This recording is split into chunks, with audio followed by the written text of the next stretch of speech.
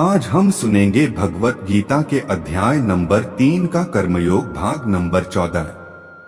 सारे प्राणी अन्न पर आश्रित हैं, जो वर्षा से उत्पन्न होता है।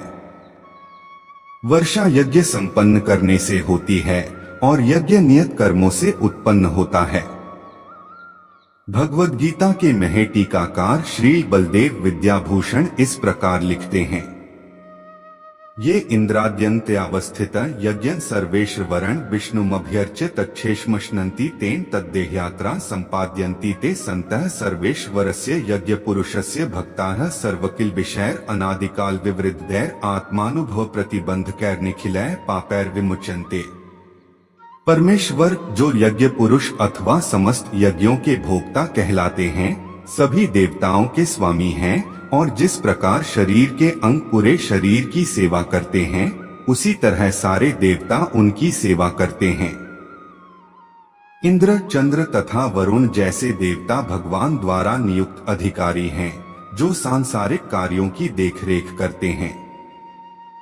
सारे वेद इन देवताओं को प्रसन्न करने के लिए यज्ञों का निर्देश करते हैं, जिससे वे अन्न उत्पादन के लिए प्रचुर वायु, प्रकाश तथा जल प्रदान करें। जब कृष्ण की पूजा की जाती है तो उनके अंगस्वरूप देवताओं की भी स्वतः पूजा हो जाती है। आठ देवताओं की अलग से पूजा करने की आवश्यकता नहीं होती। इसी हेतु कृष्ण भावना भावित भगवत भक्त सर्वप्रथम कृष्ण को भोजन अर्पित करते हैं और तब खाते हैं। यह ऐसी विधि है जिससे शरीर का आध्यात्मिक पोषण होता है। ऐसा करने से न केवल शरीर के विगत पापमय कर्मफल नष्ट होते हैं, अपितु शरीर प्रकृति के समस्त कल्मशों से निरापद हो जाता है। जब कोई छूत का रोग फैलता है तो इसके आक्रमण से बचने के लिए रोगाणुरोधी टीका लगाया जाता है। इसी प्रकार भगवान विष्णु को अर्पित करके ग्रहण किया जाने वाला भोजन हमें भौतिक संदूषण से निरापद बनाता है और जो इस विधि का अभ्यस्त है वह भगवत भक्त कहलाता है। आठ कृष्ण भावना भावित व्यक्ति जो केवल कृष्ण को अर्पित किया भोजन करता है, जो आत्म साक्षात्कार के मार्ग में बाधक बनते हैं। इसके विपरीत जो ऐसा नहीं करता वह अपने पापपूर्ण कर्म को बढ़ाता रहता है, जिससे उसे सारे पाप फलों को भोगने के लिए अगला शरीर कुकरों सुकरों के समान मिलता है।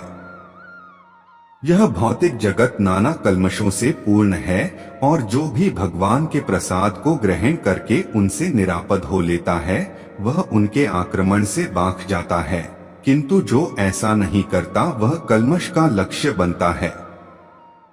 अन्न अथवा शाक वास्तव में खाद्य हैं। मनुष्य विभिन्न प्रकार के अन्न, शाक, फल आदि खाते हैं, जबकि पशु इन पदार्थों के अच्छिष्ट को खाते हैं। जो मनुष्य मांस खाने के अभ्यस्त हैं, उन्हें भी शाक के उत्पादन पर निर्भर रहना पड़ता है, क्योंकि पशु शाक ही खाते हैं। अतएव हमें अंततोगत्वा खेतों के उत्पादन पर ही आश्रित रहना है, बड़ी बड़ी फैक्ट्रियों के उत्पादन पर नहीं। खेतों का यह उत्पादन आकाश से होने वाली प्रचुर वर्षा पर निर्भर करता है और ऐसी वर्षा इंद्र, सूर्य, चंद्र आदि देवताओं के द्वारा नियंत्रित होती है। ये देवता भगवान के दास हैं। भगवान को यज्ञों के द्वारा संतुष्ट रखा जा सकता है। आठ जो इन यज्ञों को संपन्न नहीं करता उसे अभाव का सामना करना होगा, यही प्रकृति का नियम है। आठ भोजन के अभाव से बचने के लिए यज्ञ और विशेष रूप से इस युग के लिए संस्तुत संकीर्तन यज्ञ संपन्न करना चाहिए। अगले भाग में हम सुनेंगे भगवत गीता के अध्याय नंबर 3 का कर्मयोग भाग नंबर 15।